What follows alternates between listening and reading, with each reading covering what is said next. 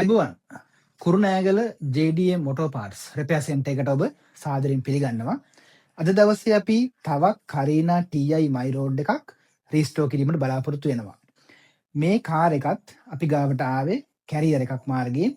මේ වාහනේ oil pump එක ෆේල් වෙලා හින්දා එන්ජින් එක හිර වෙලා තිබ්බේ. අපි දැන් සම්පූර්ණයෙන් එන්ජින් ගියර් බොක්ස් ඔක්කොම ගලවලා අලුතෙන් හයි කරන්න යන්නේ. මේ තියෙන්නේ ඒ අලුත් එන්ජිම. එතකොට කස්ටමර්ගේ බජට් එක අනුව එයා රික්වෙස්ට් කරේ එන්ජිම සහ ගියර් බොක්ස් එක පමණක් හයි කරමු.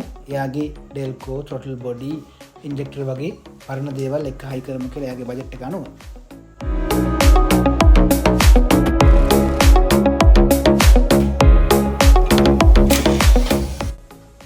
මේ කාර් එකේ රනින් පද්ධතියේ ගොඩක් අඩුපාඩු තියෙනවා.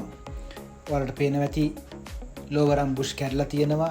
ඒ වගේම රැක් එකේ oil leak, engine bed එක උඩ තියෙන රැක් එකේ oil leak, steering power steering pump එකේ leak තියෙනවා. ඊළඟට stabilizer link වල bush කැඩලා ඒව කැපිලා තියෙනවා. ඊළඟට stabilizer bar වල bush කැඩලා තියෙනවා. මේ සේරම මාරු කරන්න කියලා බැලුවේ රනින් පද්ධතිය හොඳ තත්ත්වයකට ගන්න. මෙන්න මේ විදිහට පරණ ඇක්සල් වලට මේ බූට් කැඩලා ඒ බූට් රීප්ලේස් වත් කරන්න නැතුව මේ විදිහට මේ ටියුබ් බොතලා තිබ්බේ. ඉතින් මේ ඇක්සල් උත් රීප්ලේස් කරන්න වෙනවා. හරියට බූට් රීප්ලේස් කරලා තිබ්බනම් මේ වගේ වෙයා වෙන්නේ නැහැ ඇක්සල්. මේව දැන් වැලි ගියපුවම ගන්න දෙයක් නැහැ ඉතින්.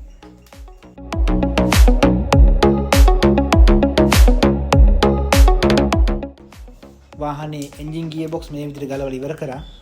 ඊළඟට අපිට තියෙන්නේ දැන් එන්ජින් රූම් එක ක්ලීන් කරගන්න ඕනේ.